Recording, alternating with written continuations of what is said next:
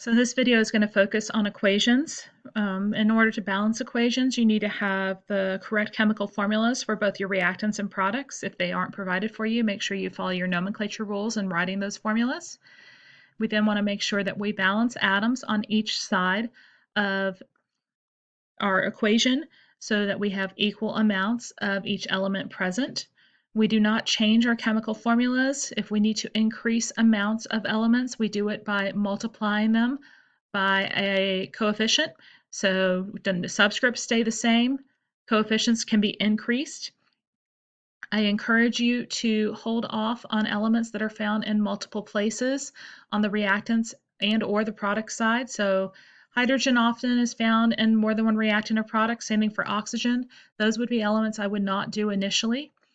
I'll show you another way that I balance these in class as well, if that helps you. If you had me previously, you'll know what I'm talking about.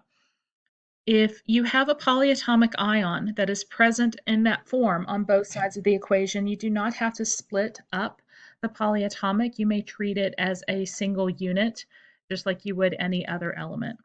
And then what I think is really awesome about balancing equations is you can always double check to make sure that your answers make sense. Don't be married to the fact that once you've balanced an element, you should never ever change it. Sometimes you may have to balance once and then you may have to rebalance. You typically should not have to do it more than that.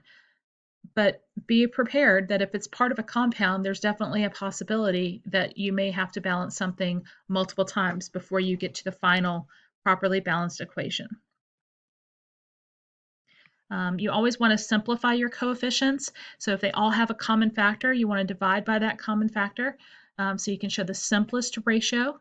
You do not have to put ones in front of chemical substances that you only need one unit of. You can if you wish, but you should never have zeros as coefficients because if you have a zero, then you don't have that reactant or product present. So in our first example here, we have KClO3 making KCl and O2. We see that to start with, potassium is balanced. You have one potassium on both sides, and you have one chlorine on both sides.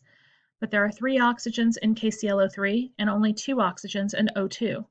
So to find something that both oxygens have in common, we're going to go to the multiple between them, which would be 6. By doing that, that means I'm going to need 3 of the oxygen molecules and 2 of the KClO3 formula units.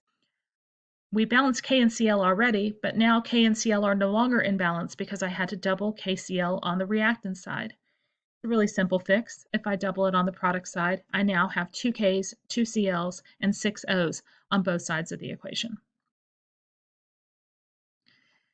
In this particular one, some students will get a little anxious because oxygen is all over the place, and you've got these polyatomics all over the place. Don't let those concern you too much. Take it one piece at a time. I start on the left and I look and see, is PB in one place on both sides? It is, and there's one on each, so we're good with that.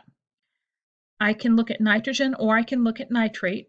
I'm going to talk about it in terms of nitrate because if you look, you see that NO3 is present on both the reactants and on the product side.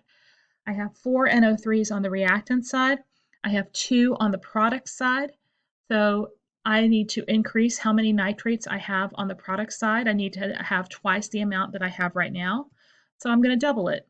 And when I double it, I don't just double the NO3. I have to double the whole compound that has NO3 with it. That means doubling calcium. Calcium happens to be the next element I was going to take a look at. I see it's in one place on both sides, but I have 2 calciums as products and only 1 as a reactant. So to get my calciums to be equal, I'm going to multiply the calcium sulfate on the reactant side by a coefficient of 2. The only thing I have left to look at now is the S and the O4. I see the SO4 is a unit on both sides of the equation, so I can look at it as a collective unit.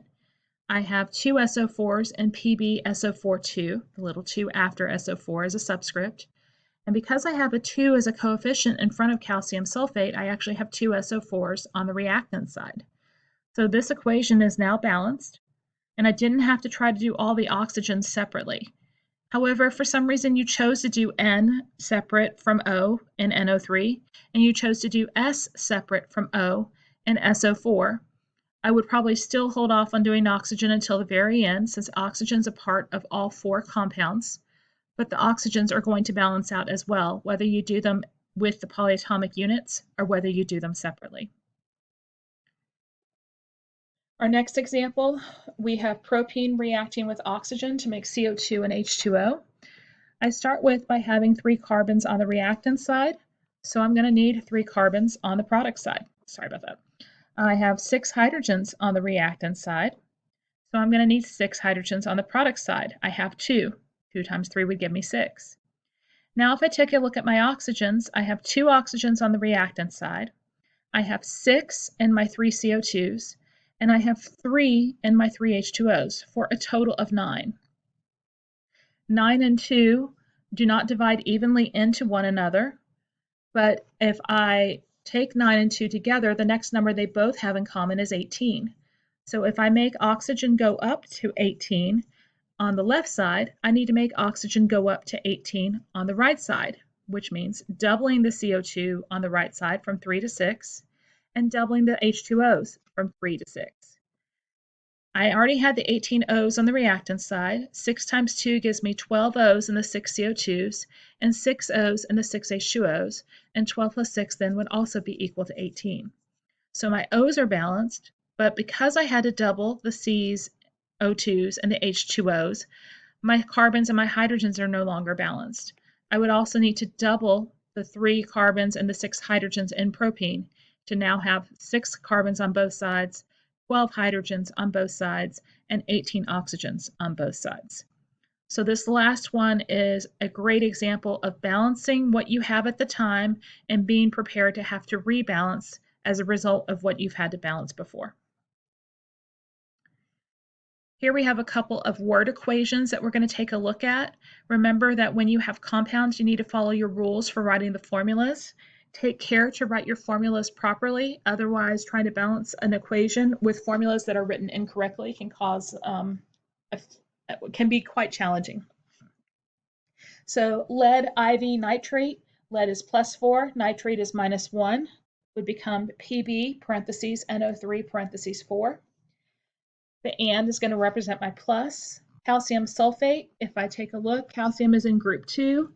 Sulfate is SO4 -2, so they are equivalent in charge. I just get to sandwich these two together. 1 calcium for 1 sulfate. Reactimate is going to be my arrow. And now I have lead 4 again, and this time it's with sulfate. Well, lead is 4+, and we said sulfate is 2-, so I would actually need 2 of the sulfates to balance out 1 lead IV4. Pb parentheses SO4 parentheses 2. And then I have calcium nitrate. Calcium is in group 2. Nitrate is NO3 -1. So when I put those together, I would have 2 of the nitrates to balance out the calcium. Once I've written my formulas correctly, I can go through and balance. Pb is balanced already. I have 1 on both sides. I have 4 nitrates on the reactant side in PbNO3 while I only have 2 in calcium nitrate. 2 times 2 gives me my 4. Then I have my 2 calciums on the product side, and I only have 1 on the reactant side, so I would double calcium sulfate. Now I have 2 sulfates on the left, and I have 2 sulfates on the right.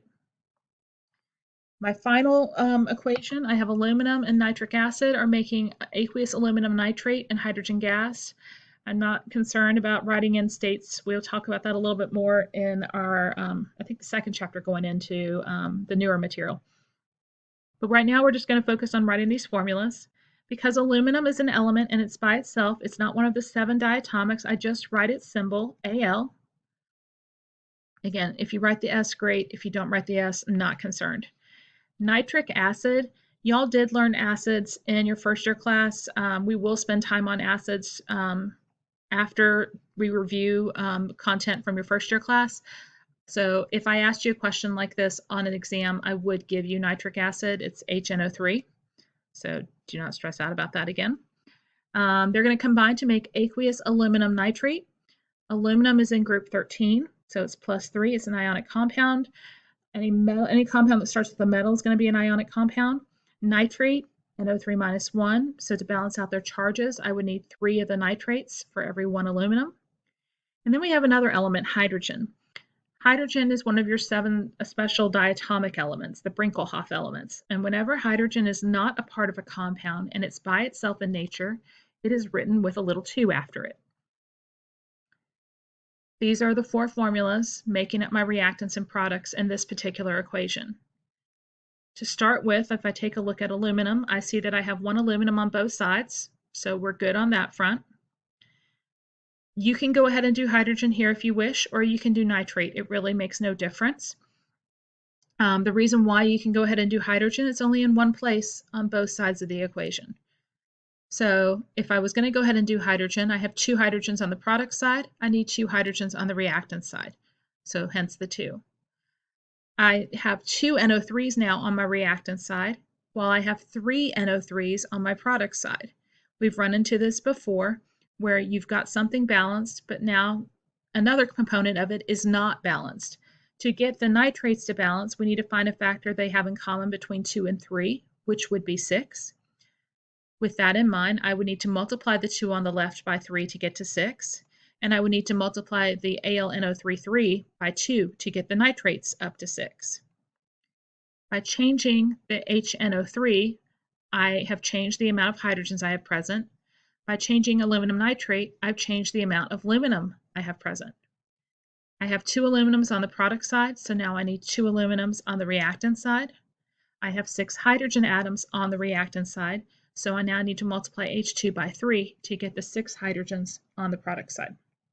Sorry for skipping ahead there.